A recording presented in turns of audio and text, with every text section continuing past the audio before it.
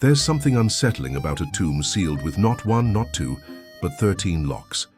Think about that for a second. 13 separate locking mechanisms. Not symbols, not myths. Real, physical barriers. Each crafted to prevent something, or someone, from getting in or getting out. This wasn't just about security, it was a message, a warning. And for centuries that warning held, until someone ignored it.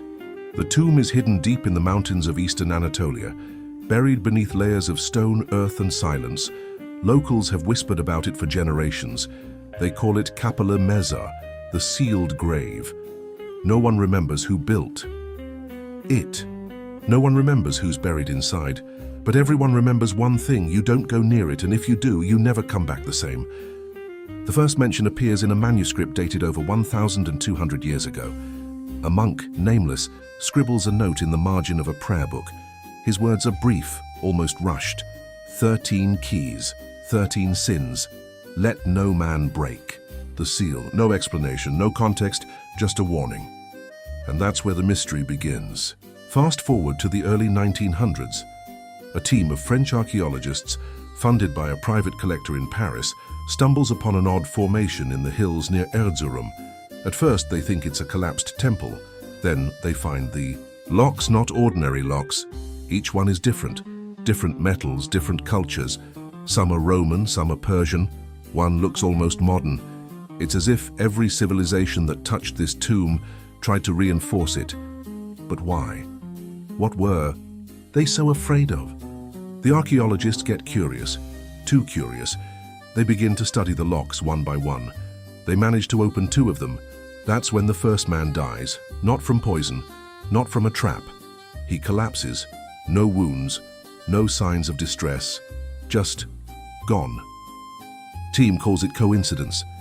They push forward, they break the 3rd lock. The translator loses his mind, screaming in Latin, a language he doesn't speak, doesn't even know. Eyes wide, mouth foaming. He never recovers. The rest of the team abandons the dig. They leave the tomb half buried. The remaining 10 locks untouched. For nearly 100 years, the grave sleeps again, until someone else wakes it up. The man's name is not public, but what we do know is this. In 2006, a private military unit enters the region. No flags, no insignias, just weapons, equipment, and one goal: open the tomb. Why? We're still guessing. Some say they were hunting treasure. Others believe they were after something older, darker. What we know for sure is this: they succeed. Every lock broken, every barrier removed. They open the door. What they find, no one will say. But here's what happened next. Within 72 hours, every member of the team vanishes. Satellite data shows the camp intact one day, empty the next. No gunfire, no struggle, just silence. The only clue? A single phrase etched into the stone outside the tomb, fresh, in blood-red paint. We opened it. God help us all. Since then, the site has been under lockdown, fenced, guarded, covered by tarp and rumor. But one man, an ex-Special Forces operator, spoke up. He didn't give his name, didn't give a location, just his story, and it's chilling. He says what they found wasn't a tomb. Not in the traditional sense, it was a prison, a place to contain something. He described the air as heavy, like breathing smoke underwater. Said the walls were carved with symbols that hurt to look at. And in the center, a sarcophagus wrapped in 13 chains. He swore they were moving.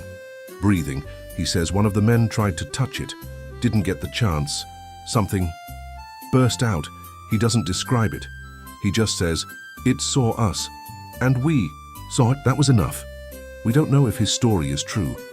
But since that day, strange things have started to happen. Drones sent over the area crash mysteriously. Radio signals go silent. And animals avoid the region like it's cursed. There's something there. Something we weren't meant to wake up. And yet, we did. So now we ask the question, why was this tomb sealed with 13 locks? And maybe the more important question, who opened it? And are they still alive? Because if even part of this story is real, if what was buried wasn't dead, then whatever was locked away is free and it's out there watching, waiting. maybe even closer than we think.